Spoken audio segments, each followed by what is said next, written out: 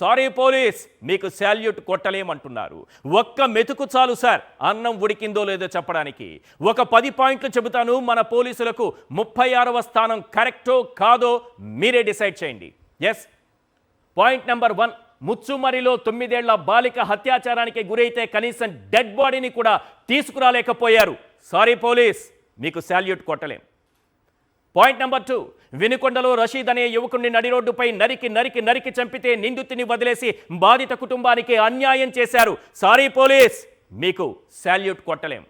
Point number 3, ఏడుగుర్రాలపల్లెలో దళిత బాలికపై 11 మంది TDP నేతల సుపుత్రులు నెలల తరబడి అత్యాచారం చేస్తే ఆఖరికి ఆ బిడ్డకు న్యాయం చేయకుండా రాజీకి ప్రయత్నించినటువంటి వ్యవస్థ ఇది.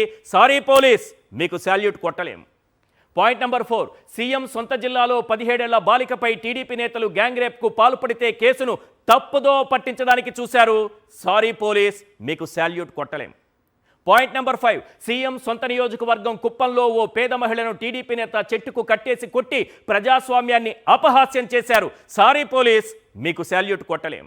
పాయింట్ నెంబర్ 6, తెనాలిలో వ్యక్తిగత కక్షలతో పోలీసులు నడి రోడ్డుపై దళిత యువకులను లాఠీలతో విచక్షణారహితంగా చావగొట్టారు. సారీ పోలీస్, మీకు శాల్యూట్ కొట్టలేం. పాయింట్ నెంబర్ 7, టీడీపీ ఎమ్మెల్యేలు నేతలే లైంగిక వేధింపులకు పాల్పడుతున్న బాధితులు ఆత్మహత్యా యత్నం చేస్తున్నా పట్టించుకోవడం లేదు.